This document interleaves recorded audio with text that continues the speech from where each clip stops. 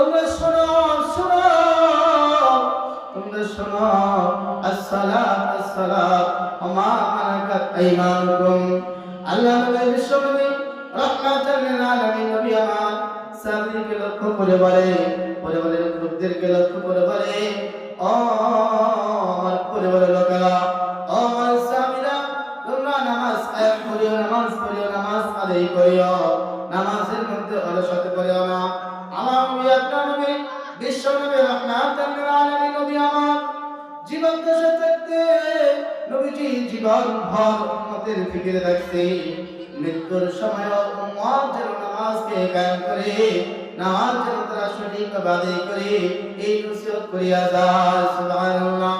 আজকে আমরা সকলে নবীজির উম্মত বলে দাবি করি, সকলেই নবীজির আশেক বলে দাবি করি, অথচ আমরা সেই নামাজকে সঠিকভাবে আদায় করি না। অনেক মা বোনেরা আছে রমজান মাস আসবে, মাশাআল্লাহ রমজানের রোজা রাখে, অথচ তারা সময় মতো পাঁচ ওয়াক্ত নামাজ আদায় করে না। আমার অনেক মা বোনেরা আছে পাঁচ ওয়াক্ত নামাজ আদায় করে তো ঠিক, কিন্তু তারা পর্দা করে না। পর্দা করাও কিন্তু আল্লাহ তাআলা ফরজ করে দিয়েছেন। আল্লাহ রাব্বুল আলামিন পবিত্র কোরআন মাজিদের মধ্যে অন্য আয়াতের মধ্যে আল্লাহ তাআলা বলেন, ও দুনিয়ার মুমিন মুসলমান, ও দুনিয়ার মানুষেরা রে, আল্লাহ রাব্বুল আলামিন পবিত্র কোরআনের মধ্যে বলেন, ও দুনিয়ার নারীরা, ও দুনিয়ার নারীরা, তোমরা তোমাদের নিজেদের সৌন্দর্যকে তোমাদের আপন ভাই, আপন বাবা, আপন ছেলে, আপন শ্বশুর, এরকম ভাবে আপন মানুষ ব্যতীত অন্য কারো সামনে তোমাদের চেহারাকে, তোমাদের রূপকে তোমরা মানুষের সামনে প্রকাশ করিবা না। এটি কিন্তু আল্লাহ তাআলার হুকুম, আল্লাহ তাআলার ফরজ বিধান। ভাইরা বন্ধুরা, অথচ আমাদের মা বোনেরা সেই হুকুমগুলো সীমা লঙ্ঘন করিয়া বেপরদায় চলাচল করে, নামাজ পড়ে ঠিক, জিকির করে ঠিক, কোরআন পড়ে তো ঠিক, কিন্তু অনেক আছে পর্দা করে না। অথচ এই পর্দা করা হলো আল্লাহ তাআলার বিধান, ফরজ।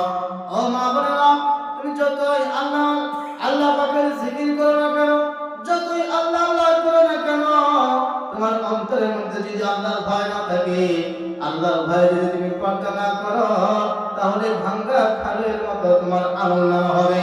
তাই পর্দা করতে হবে, ফরজ বিধানগুলো সম্পূর্ণভাবে মানতে হবে।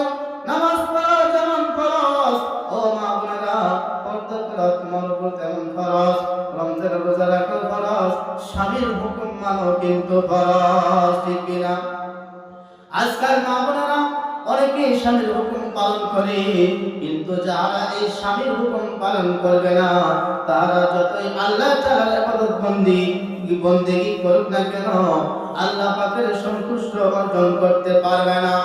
এখনকার অনেক মা বোনেরা আছে যে স্বামীর কাছ থেকে অনুমতি না নিয়ে বাবার বাড়ি চলে যায়, এমন আছে না নাই?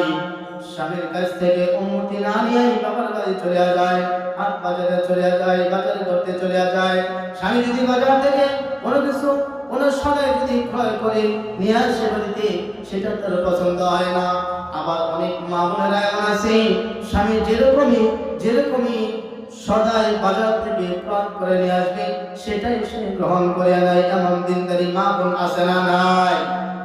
আমার বন্ধুরা আমার, তাই বলতেছিলাম, আমার নামাজ এর পাশাপাশি কি করতে হবে? নামাজের পাশাপাশি আমাদের পর্দার প্রতি খেয়াল রাখতে হবে, মা বোনদেরকে পর্দা রাখতে হবে। আমাদের অধীনস্থ যত নারী আছে, যাদের মা আছে, মাকে পর্দা রাখতে হবে, যাদের স্ত্রী আছে, স্ত্রীকে পর্দা রাখতে হবে, যাদের মেয়ে আছে, মেয়েকে পর্দা রাখতে হবে। ও মা বোনেরা, আপনাদের যাদের বিবাহ হয়েছে, আপনাদের ফরজ বিধান হলো আপনি স্বামীর হুকুমের বাইরে যেতে পারবেন না, এমন করতে পারবেন না, স্বামীর হুকুম ব্যতীত, স্বামীর অনুমতি ব্যতীত একজন ফকিরকেও সাহায্য করতে পারবেন না।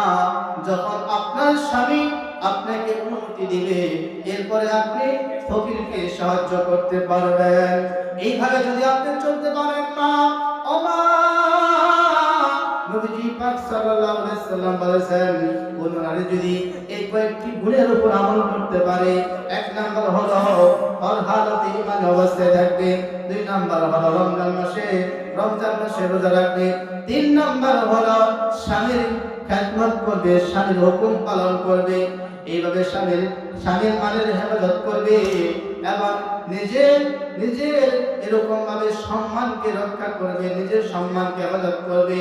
এই কয়েকটি গুণ যদি কোনো নারী এর প্রতি যদি আমল করতে পারে, নবীজি পাক সাল্লাল্লাহু আলাইহি সাল্লাম বলেন ওই নারী সোজা বেহেশতে প্রবেশ করিবে। সুবহানাল্লাহ। ও মা বোনেরা, তাই আসুন আমরা বেপরদা না চলে এরকম ভাবে আল্লাহ তাআলার হুকুম ফরজ বিধানের প্রতি আমরা আমল করি আর পর্দার ভিতরে এসে যাই। ও বাবাজিরা, আসুন আমরা এই নামাজকে হেলায় খেলা না কাটি আমরা 5 ওয়াক্ত নামাজ জামাতের সাথে আদায় করার চেষ্টা করব। আল্লাহ তাআলা আমাদেরকে বুঝার এবং আমল করার তৌফিক দান করুন। সকলে বলি আল্লাহুম্মা আমিন। ওয়া মা তাওফীকি ইল্লা বিল্লাহ। আসসালামু আলাইকুম ওয়া রাহমাতুল্লাহ।